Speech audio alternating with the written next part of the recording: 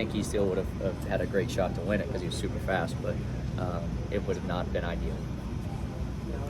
Hey, you won the Daytona 500 before. Does that make you feel like you have a better chance at Atlanta now than maybe you did on the old configuration, even though the drivers love the old one Yeah, better? I think I watched the race last night at home, and we had a really good car and got up front and got turned there off of turn 4 with Kyle, racing hard with him, getting pushed. I think anytime you go to a speedway race, you got to I have a chip in my throat. I don't have a drink. Same.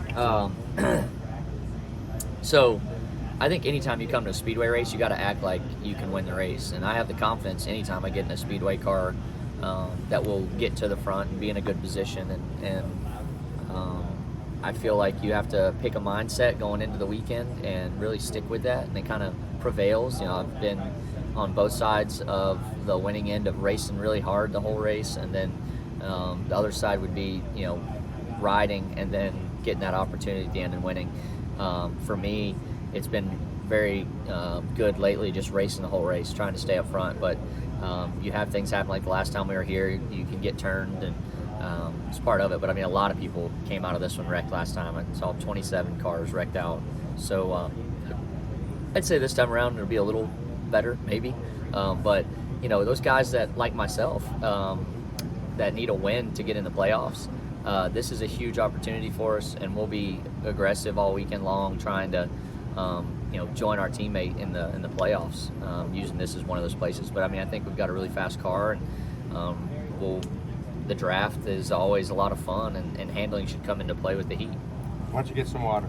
I just had a chip. Yeah, oh, I'm just yeah. saying, but I'll make it a timeout. That's right. Timeout. Official There you go. TV timeout. Perfect. Thank you. How do you view this season? I just asked Chase Elliott. He says very peculiar. 13 different winners.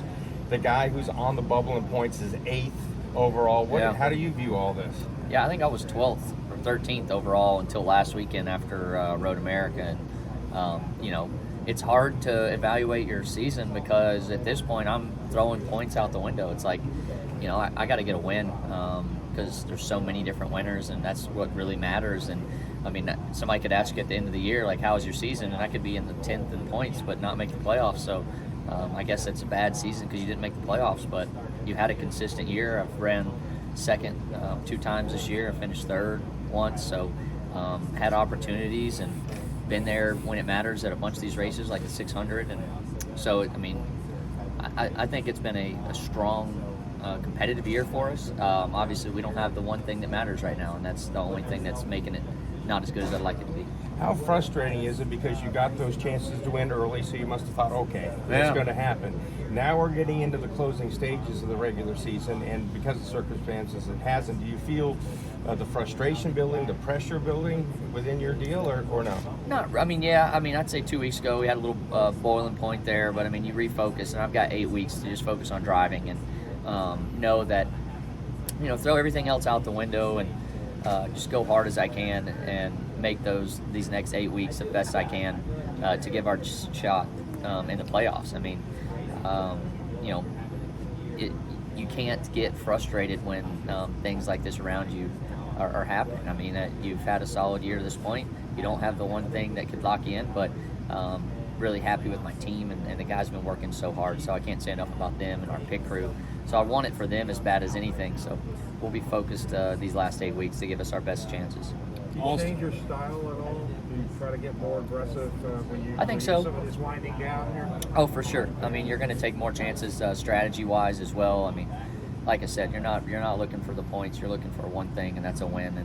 And so we'll be really aggressive on strategy. I mean, in a race like this, if I see things going the wrong way, I'll back off and know that the only thing that matters is the last lap. Even if I want to be up there and put my sponsor up front and, dicing it up with those guys, it's usually not what pays at the very end. It's being there. So at a place like this, we might be smart, or Daytona, we might be a little bit smarter because that you got to be there to have a chance to win. But other than that, we'll be really aggressive with strategy and the moves that we make on the track. So you're rocking the Braves? Are you a big Braves fan? Yes, sir. I'm going to go to the game this afternoon, so I've been watching them. Went to the World Series last year, and I watch them anytime they're on TV, truthfully. Any Strider stash? Dude, Strider is a dog, man. He's throwing 101, pumping fastballs in there, averaging like 9-10 Ks a game. Then what about Michael Harris coming on strong? The dude's 4 for 4 last night.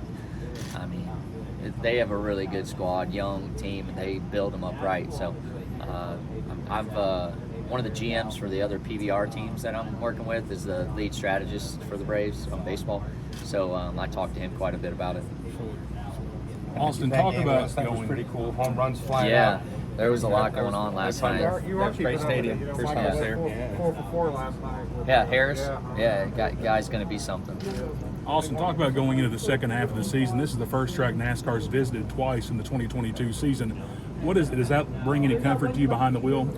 I wouldn't say comfort. If you watched the last one, it was pretty wild. No one other than William Byron probably came out of here thinking like, "Oh, that was fun."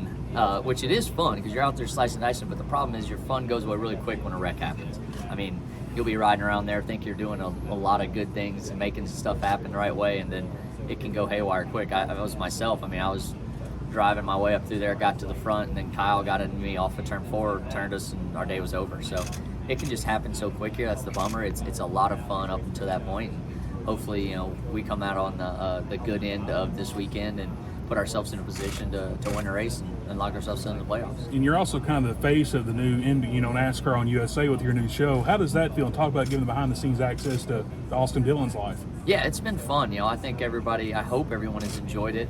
I really, I'm hard as anybody on my group and everybody that I just want people to enjoy the show. And I thought the producer did a really good job showing all of the characters and kind of, a little bit of racing, a little bit of the fun, a little bit of the travel, and you get a little bit of, everything that goes along with a NASCAR week, what it entails. And I think anybody could probably find someone in the show and like it. With each week, there's always something else to do, another race. So I'm curious, are you so busy that you don't look back at the 600 and wonder what if in a season like this, or? I think I look back at even like Fontana. I was watching our Life in the Fast Lane this week, and it was the Fontana race, and I finished second, about a car length back of Larson. So, Charlotte, Fontana, Martinsville, all three of those come to mind. Those are the three that you just, what could I have done to get one more position? And Talladega, I thought we made a heck of a move to get to second from like 11th on the backstretch. So I wouldn't really say that one. I thought we got all that. But for sure, Charlotte and Fontana and Martinsville, those three. If I would have taken the top at Martinsville, I'd have liked to seen if I could have held on. I chose the bottom because I was going to try and move William, spun the tires, and that killed us. So, but Fontana and Charlotte, man, those were close. Looking back, what didn't go right at Charlotte for as spectacular as that run was? Yeah, I think just sticking that corner in 3 and 4, I got in there really hot, started bouncing up the track. I saved it. If anything is if you go back in time, which I've done it a bunch and I'm kind of over it, you might back up entry of 3 a little bit. So at worst case, you race Larson to the start-finish line. With 4 tires, I feel like the next corner was ours. If we get to 1 and 2, I'm going to have more grip. But in saying that, there's a lot that has to still go right. If I come off there side by side with them, we could be door banging down the front stretch and wreck each other that way. So it was more about trying to get clear at that moment, and I missed it by the back of the quarter panel, so a foot.